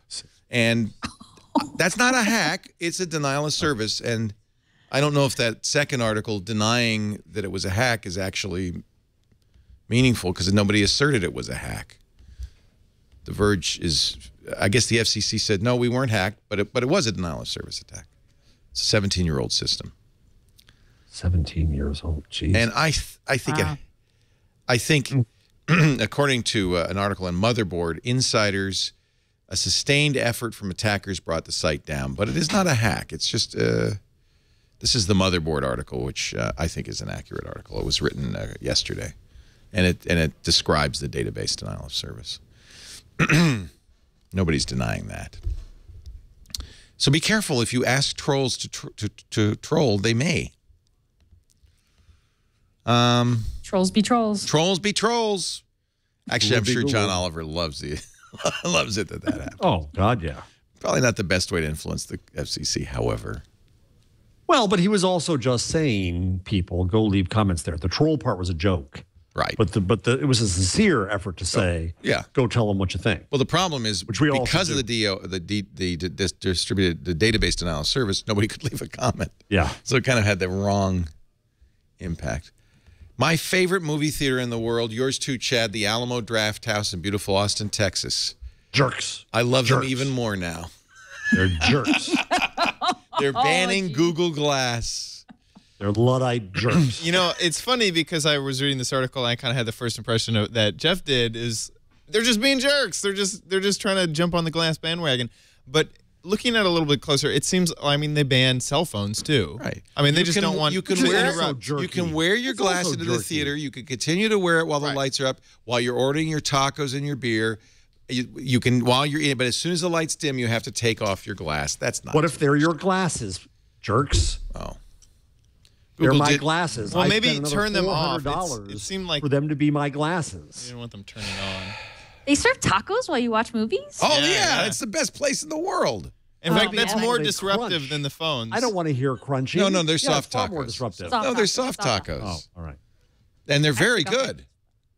And so when you sit down in the theater, the loudest thing is a romaine lettuce from the Caesar salad. Your movie theater seat is in front of a desk. There's a long table. Well, it's narrow, but it's a table in front of you, and the waitress comes up to you, and you say there's a menu, and you say what you want. She delivers your food. The movie starts. It's great. It's the greatest thing. Oh, those places around us that do that, they come throughout the movie. I hate it. I won't go because they come throughout the movie. Yeah, it's also the whole experience. When you sit down, you don't get any ads for any other movies. They show you. They program it. Yeah, you would love it, Jeff. They show you bits and pieces from we went to go see the Star Wars movie. Not if I'm hearing open mouth chewing next to me and the waitress coming back. Can I have another popcorn? I don't want to hear that. You don't. You never speak your order. You always write it down. That's right. You have a little piece of paper. But they come walking in the theater. Your seat, your seat high. is on a level You're overlooking them. Right. I'm going to watch other people. It's going to irritate. No, I'm sorry. I loved it. Irritate me. Don't knock it till you try it, Jeff. I loved it. I thought it was a great. And they program stuff. I'm going there with my glass, and then I'll get shot because it's Texas. It's Austin, Texas. You remember? Texas. You remember how they shamed the cell phone user? Yeah. I mean, this is a. There's a segment before that's "We'll take your ass out if you make any noise in our theater." Here it is. Look, if you talk or text during a movie, we will kick you out. Sometimes that pisses off an actual talker. This is a voicemail somebody left them. I was wondering if you guys actually enjoy treating your customers like a piece of because that's how I felt when I went to the Alamo Draft House. Okay? You know what? I didn't know that I wasn't supposed to text in your little theater. It was too dark in that place for me to find my seat, all right? I was using my phone as a flashlight. So excuse me for using my phone in USA, United States of America, where you are free to text in a theater. I was not aware that I couldn't text in your theater, all right? I've texted in all the other theaters in Austin, and no one ever gave a about what me doing my all right? Sorry, I'm trying to do this live. It wasn't loud. It wasn't bothering anybody. You guys, obviously, were being and I'm sure that's what you do, you know, to rip people off. You take my money, and then you throw me out. You know, I will never be coming back to your Alamo Draft House or whatever. I'd rather go to a regular theater where people are actually polite. And, you know, I'm going to tell everyone about how you are. And I'm pretty sure you guys are being on purpose. So thanks for making me feel like a customer. Thanks for taking... So... I have a whole new perspective on this now that I have a 1-year-old. I mean, I'd have to get a babysitter to go to the theater, and if the babysitter needs to get in touch with me, like my phone's gonna be that's a good on, and I'm point. gonna take that call. I'm gonna take that text, and maybe I'll get What up if you're and a walk surgeon? Well, you are a surgeon. You shouldn't go to the movies if you're on call. Oh, stay home and wait for the beeper to go off. By the way, an admirable attempt by Chad in real time to bleep that. It was. It was. That really was, good. That was Nicely done, Chad. And I apologize for the belt. There's a few that came through. I wrote down some notes. Honeywell is going to do a Nest, only it's not called the Nest. It's called the Lyric. It actually looks, I wouldn't mind having it. It's kind of beautiful. It's got, like, shows you the weather, man. And it's pretty much a complete ripoff of the Nest. You could program it from your phone. We've designed Lyric to be mobile first and DIY, says Honeywell. So I wonder, really, I mean, it's a voice-activated... Oh, wait a minute. Honeywell also has a voice-activated thermostat. They also have that. They've also and it is so crap. Is it? Do you have that? We had it for BYB, and I had to try. Like installing the Nest was a dream. You take off your old one. It's very easy, and they make it really plug simple. it in. You snap it back in. This thing, it doesn't work if it's not plugged into the wall. They gave us an extra little adapter so that it could stay alive off of the wall. And it was just a big pain in the butt. And the interface wasn't a capacitive touchscreen. It was a resistive, and it was just a piece of junk. I really Well, they're expensive. These, I mean, the Nest is expensive. This is as expensive. I think $279. It will be available at Lowe's. And somehow they got Steve Wozniak to. Is that Steve Wozniak or some other Wozniak? They're quoting in here. Bruce Wozniak. Is it? Is it? Okay. Anyway, I thought I'd mention it. I don't know. What happened with TweetDeck? They were they hacked? What happened there? What happened was this. I had it. If you open up TweetDeck, it was showing you this message, and it was retweeting this horrible, stupid little tweet with a dorky image on it. So it turns out, and they said we fixed it. On your account or no? On some... Anybody who used TweetDeck. So it would tweet out on your account something yes, on my your account. behalf? It would retweet on my account. Yes. That's terrible. It was a cross-site scripting vulnerability. So JavaScript got executed inside. This is in the Chrome app. So JavaScript got executed inside the Chrome app. That shouldn't have been, but what it did was basically retweet this thing. Is my understanding of it. Oh. And it turns out it was some Australian kid or Austrian, I forget. I always get them confused. Who wanted to get a heart, and he realized that if he started the tweet with a heart, it opened up that vulnerability. And he says he notified Twitter immediately, but meanwhile, other hackers evidently found it. Like using Hackward found it and executed on it. And so you couldn't do any. It was and they were saying, "Oh, just sign out and it'll be okay. It's fixed." Well, you couldn't sign out because your thing was taken over. So then, I killed the app and brought the app back and then deauthorized it. And it was a wasted half an hour complaint on Twitter. That's life. So this was only in the Chrome version of... Yes. Okay. So if you're using the apps, no. Well, they're not supporting the desktop app anymore, as far as I know. I think... If you go to TweetDeck, you can download it. I just did because I wanted to see. You can. Yeah. They're still saying... I think it's Mac, the desktop app is a second-class citizen. I think that they basically said we're gonna develop we're gonna be active development because I grumbled and switched over to the Chrome app just because, and then I really liked it actually. So is it safe now? I haven't tried to get into it since this happened. Jeff, have you gotten back? I'm using it now. Yeah. All right. Yeah, because I wasn't able. I was late to this, and then I tried to log in and I couldn't at all. It just said, hey, I assumed that they just disabled login once they were aware of the vulnerability. Yeah, they took it down for a while. I'm trying to find the... Somebody's Beef says in the chat room, I don't know if this is true, I was running TweetDeck for Windows and it happened to me. So maybe I stand corrected. Oh yeah, I'm back into the Chrome app, no problem. David Weiner, not to be confused with Dave Weiner, said his tweet was fix 1, log out of TweetDeck. 2, never log back in. 3, take a deep breath. 4, look out the window. 5, find a partner. 6, procreate. 7, die. I love Dave Weiner. My wife walked past my desk when I had TweetDeck sort of expanded, and I've got 10 columns, and she was just like, "This is what you do?" Like it just because it's such an overwhelming sort of like. And you active, have the problem with that? Scrolling down at different speeds, like it's a pretty active app. I like to stay in touch. That's how you do Twitter. I don't understand. Well, now that I have a 3-monitor setup at home, I'm going to have TweetDeck fill a whole monitor. TweetDeck is pretty crazy. It took me a long time to get used to the column because the problem is I'd scroll down a column and then the columns would move, and that pissed me off. The other thing is, it's supposed to, if you just scroll it up a little bit on TweetDeck, it'll stop the movement, but it doesn't do that. So I'm reading a column and suddenly, whoop! Oh, I hate that. 20 tweets. And I really hate that. Yeah, no, I don't like that. That should be so easy to just stop.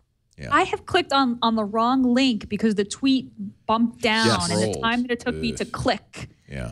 The activity column, particularly online, moves really, really fast. It's like everything that your friends favorite. It's everything that's happening, and it's kind of always kind of flying by. I still love TweetDeck though. I'm waiting for the Louis C.K. moment. I bet the Windows. Go ahead. You're flying. You're talking to the whole world. You're complaining about this. Yeah.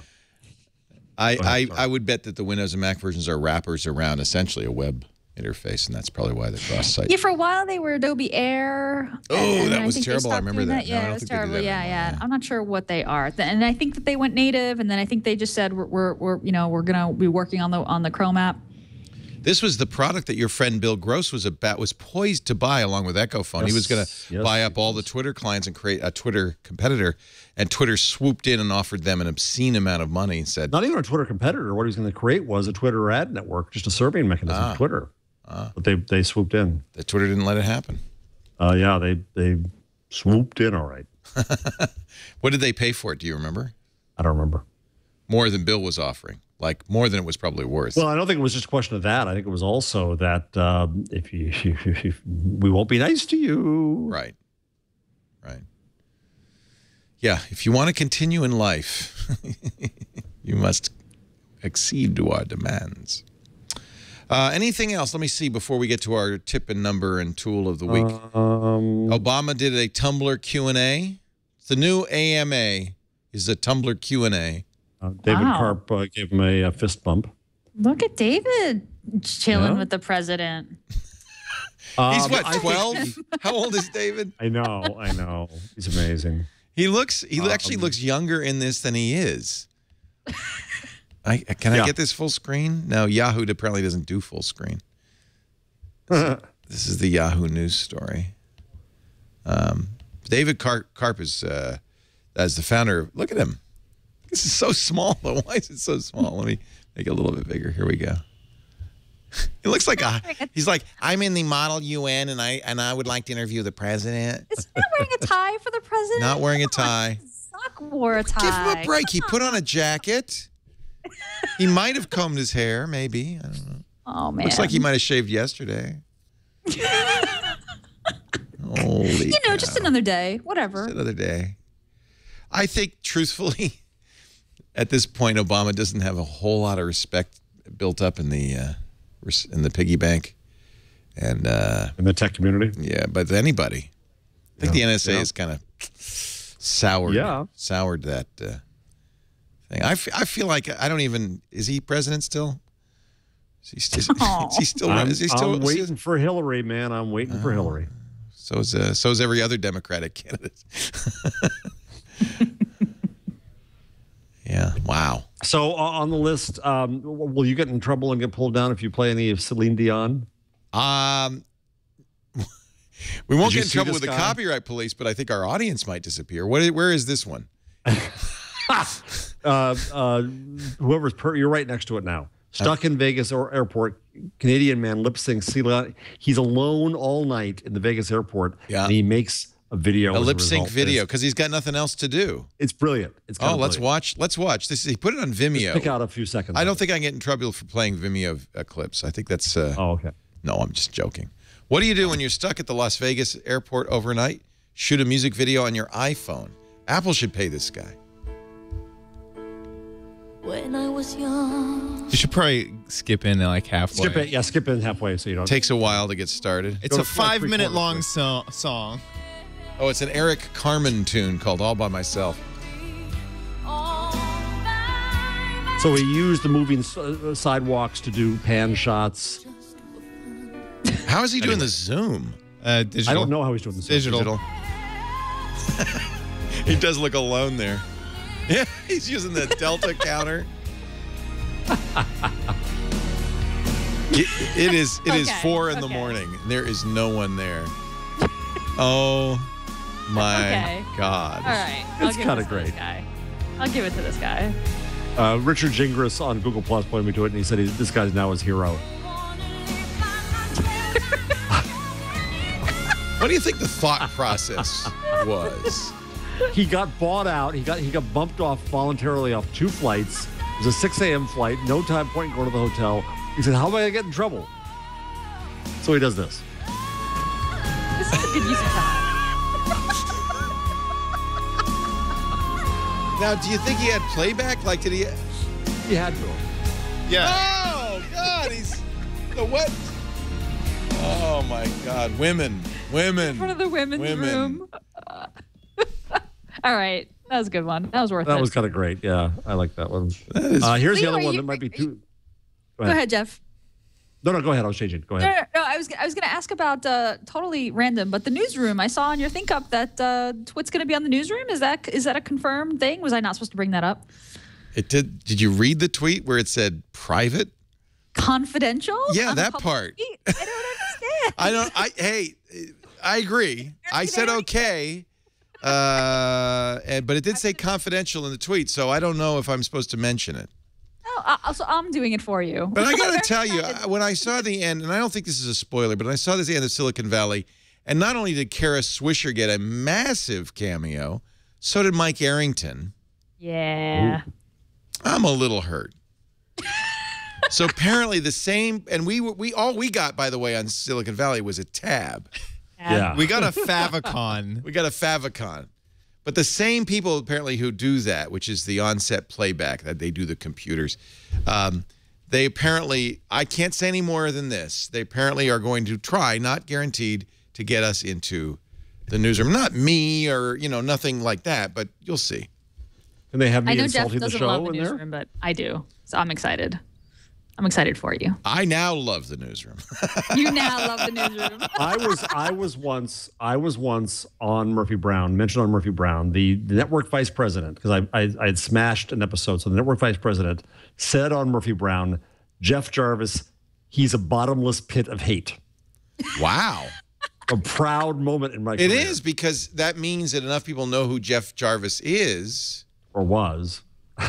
Well, I think Way you're still back alive. when. Have you passed? That could explain the pink texture. It could. It could.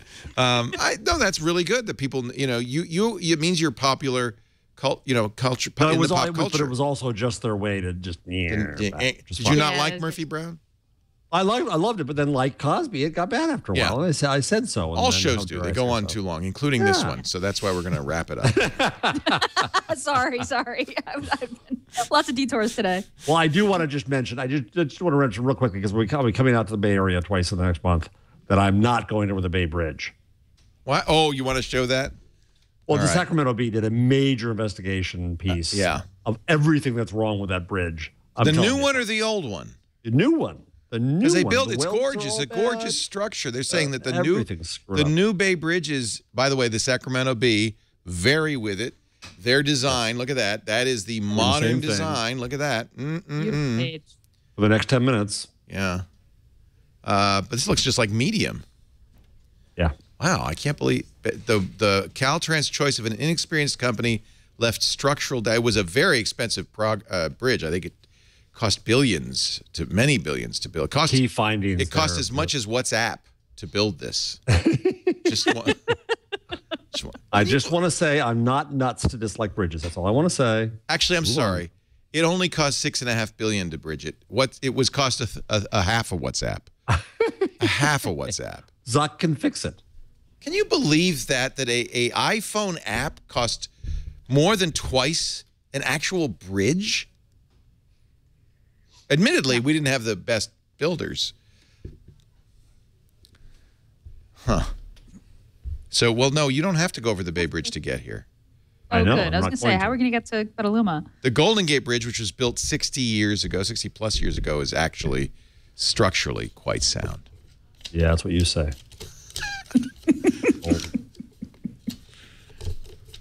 Are you, so your fear is that the bridge will fall? Well, it's San Francisco, folks. Or is your fear that you will go over the edge? Either one. Either one. It's a cliff effect thing. It all counts. It'll start shaking. The car will start vibrating. Gina's driving that part, I think. Yeah. Oh. So you're going to be here when? When are you going to be here? For I.O. So I.O. is, so yeah, we're going to come up after the keynote that Wednesday. That's right. That's in 2 weeks. Is there anybody else coming up with us? Maybe. Don't know. Yeah, we'll gather up whoever we can. Just get them all. Drive them up.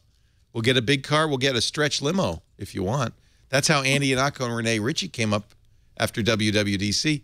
We thought there were going to be a lot of them. It was just the two of them in a stretch. Well, I can rent a car, too. So. We're going to send you with a gigantic butterfly net and see how many people you can gather capture. them up. And we'll get one of them stretch Hummers. You can just load it up.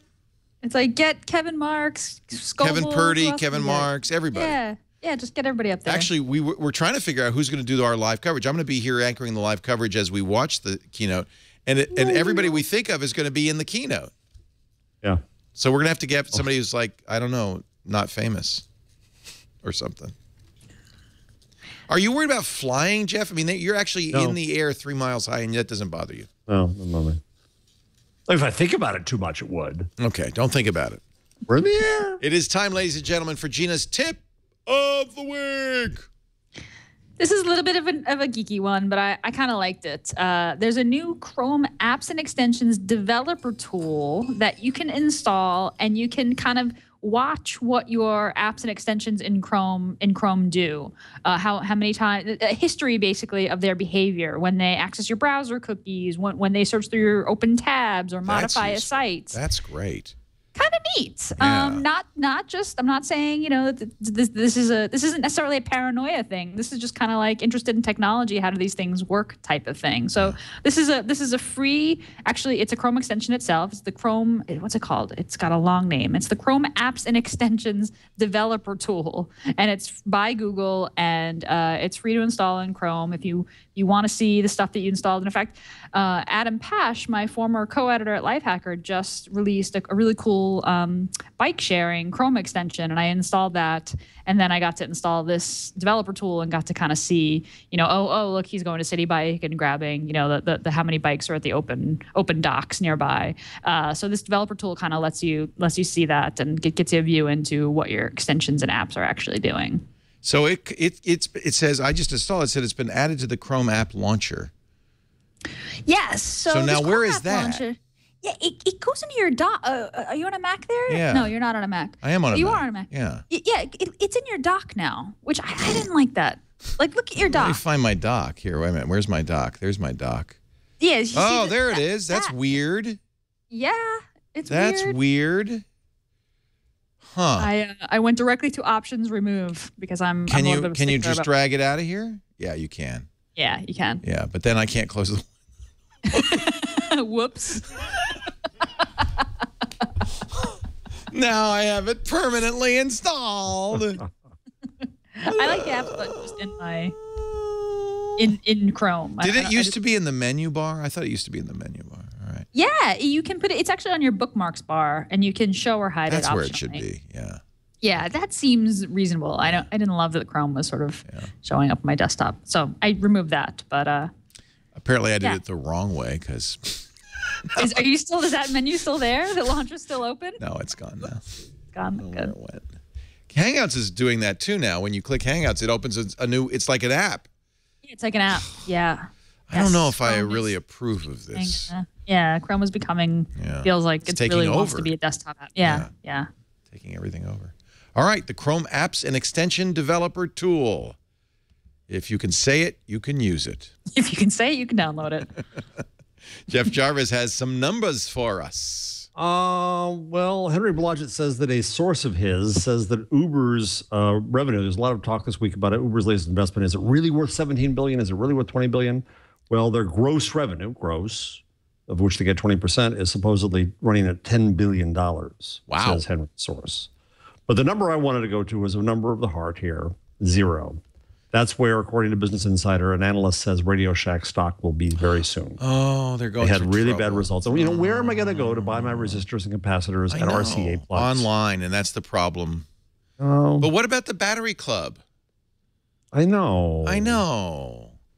The last time I was in a Radio Shack, there were no customers, 4 or 5 clerks, but they were all on the phone, so nobody helped me. I know it's really a bad experience. So I just helped myself and walked out the door. Yeah. I slapped a 20 on the counter just so they'd be happy. Wow, that would be sad. I think Radio Shack is kind of the last bastion of electronics stores in many cities of the country. We talked to them. We tried to talk them into an ad campaign. Actually, yeah. You would have been perfect. Yes. Because it is the place where you can get geeky stuff still. We could have saved them. Maybe it's not too late, Radio Shack. Call me. It may not be too late. Save your stock price from going to 0. I have an app. Somebody told me about this before the show. You're going to love this, Gina. You know how you can have the new Swift Key just came out. Really neat. It's free. Everybody should get Swift Key. There's new features with it. I guess they're going to in-app purchases, so they have all these themes. And I love Swift Key. It's my keyboard of choice on Android. But sometimes there's times when you need to communicate in a different fashion, and that's what the HODOR keyboard is for. HODOR. All it says is HODOR. HODOR. HODOR. HODOR. HODOR. HODOR. HODOR. HODOR. HODOR. So I was just telling my coworkers about the time I was standing in line at Comic-Con waiting to get into the Game of Thrones session, and the guy who plays HODOR comes out and shaking hands with the fans, and everyone is chanting HODOR, and he's saying HODOR back, and it was amazing. And I love this keyboard. You're going to love the reviews. 4.9 out of 5 stars. Aaron Caston said, HODOR, HODOR, HODOR, HODOR, HODOR. HODOR, HODOR. Now, if, by the way, you are baffled as to what we're talking about, I'm sorry. But that's just, look at all the reviews. They all, HODOR, HODOR, HODOR, HODOR, HODOR. You should have this in the App Arena next week. Go to the Game of Thrones wiki. I'm regretting not having put this in the App Arena. This was you would have won. I like that it's long press for maximum HODOR. Look at the reviews, Chad. I've got the reviews up on my screen. Look at the reviews. They're so good. HODOR, HODOR, HODOR. You couldn't write a bad review if you wanted to with the new HODOR keyboard. The sad thing is it's 99 cents. My favorite thing is that if your password is HODOR, it's the fastest way to get your password in. It's true. All my passwords are HODOR. Ladies and gentlemen, we have come to the end of this, yes, wonderful edition of This Week in Google. I think by now you're getting the idea that you never know what's going to happen next. Neither do we. Neither do we. That's right.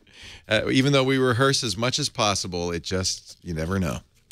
That's Jeff Jarvis. He is a professor of journalism at the City University of New York, founder of Entertainment Weekly. He's also the author of Public Parts, a fine book, and the Gutenberg, the Geek Book, an Amazon Kindle single. Amazon hasn't delayed deliveries of your Kindle single, has it? I doubt it. Yeah, you're in good standing with Amazon. With my 3 readers. Yes. No. It's also on. I bought it. Audible. Yes, Jeff reads it. Nice. Read it. Gina Trapani, she writes Think Up. That's where you're going to see these amazing insights about your social media, who follows you. Actually, I really like my Think Up because I learn a lot. Like my #1 tweet, my retweets outnumbered replies by 48, favorites by 14, my biggest admirers, my status updates from last week got the best responses between 10 a.m. and 11 a.m. So that's when I should tweet from now on, I think. You get good Think Up, Leo. I love my Think Up. It's getting better all the time. On this day in 2011, my most popular tweet, I had 13 tweets last week. That's 7 fewer. So, I got to get going. How many tweets do you have every week, Gina? Let's see what my latest is. Your data isn't fantastic. We've actually found a few good bugs thanks to your data. So that's like 2 tweets a day. What do you tweet? How often do you tweet, Jeff? Yeah, let's see. About 18 a week. Okay. I had 18 a week. I thought I was a little bit of a slacker, but maybe not. Jeff probably tweets like 50 or 60 times. I've got a great one. A humble Gina's own application made her a humble brag. Ooh. Go to jeffjarvis.thinkup.com and go to the third box down. So I can read your Think Up? Yeah, sure. jeffjarvis.thinkup.com. Oh, I didn't know that. I thought I could only read mine. Sure. So the third box down, third green. box down. Someone with go. twice as many followers than Jeff retweeted this tweet. That someone happens to be Gina Trapani. Now, if I retweet that tweet, maybe I can even improve it more. Yeah, I bet. Yeah. I'm sure that you could, Leo. Let me retweet that tweet. See what I can do for you. We actually, Think Up has the Twitter problem where it's a little hard to explain what it does, and we launched a new homepage this week. How is that going? I think does it just at thinkup.com, which I hope does a better job. There's buried treasure in your social networks. Think Up uncovers fun and fascinating insights about your Facebook and Twitter activity. I like it. I like it. Big join now button. Getting closer. Get started. See a live demo. Choose your plan. What is Think Up? This is good. No, I like this. Very nicely done. Homepages are hard. Believe me, I know. You know, Leo. I know. Oh, Jeff had 109 tweets this week. Jeff's prolific. He's Jeff. good. He's good. He participates in the network. OMG, Chad got added to 121 lists. Does twit seem like a good description of Chad? Yes, it does. Yes, it does. Matthew Ingram can thank Jeff Jarvis for twice as many people seeing his tweet. See, we love Matthew. One fat frog followed me, selling new and used restaurant equipment in Orlando. Oh, did Think Up tell you that? Yeah. That sounds. Yeah. Like I said, your data is really good at surfacing bugs. You never know what you're going to find. Leo Laporte is getting personal. 42% of my. Oh, see, this is better than the old pros. All about you. I'm getting personal. 42% have I, me, mine, or myself. My most popular status update of the week had 158 comments and 1,005 likes. Wow. Wow. That's pretty dang good. Pretty good stuff. Thinkup.com. Join today. Thank you, Gina. Thank you, Leo. Thank you, Jeff. Thank you so much. Gina also hosts All About Android every Tuesday afternoon, 5 p.m. Pacific, 8 p.m. Eastern Time. Highly watchable. A lot of fun. Great show. In fact, we're doing now, we took that Android App Arena and we made it its own show. It's still in the All About Android, but Jason's doing his own show with that. Great call awesome. on that. I Great know. call. It's my favorite part. I love it. Jason's going to kill it. Yeah. Yep. I can't wait to watch that myself. He was working hard last night. I was up late doing it. We do this show every Wednesday right after Windows Weekly, about 1 p.m. Pacific, 4 p.m. Eastern Time. That's 2000 UTC on twit.tv. If you can watch live, I love it. It's great to see the chat room and the interaction and all of that stuff. It's wonderful. We didn't mention, by the way, and Zygote points this out in chat, that Sunday will be the 3rd anniversary of the Chromebook. Wow, time flies. Jeff, you've got to pat your Pixel. Dang. I love my Pixel. I love my Pixel. Both of them. He's got 2 Pixels now. I actually no. I have more than that. I have one of the oldest Samsungs. I'm pixeled up, man. He's got Chromebooks to go. Chromebooked up. Yeah. CR48s. Yeah. Yeah. Oh, I never. That was the first one. That's 3 years old now. Oh, I actually have completely come around on Chromebooks. I recommend them on the radio show all the time to people who just need something simple. They're the perfect thing. Yeah. Well, one of the stories on the rundown was Woolworths, the Australian food chain, just went off Windows onto Chromebook and ordered 8,000 machines. Wow. One school district ordered 36,000. Well, we work great on the Chromebook, as well as anywhere else. All you have to do is go to twit.tv/twig.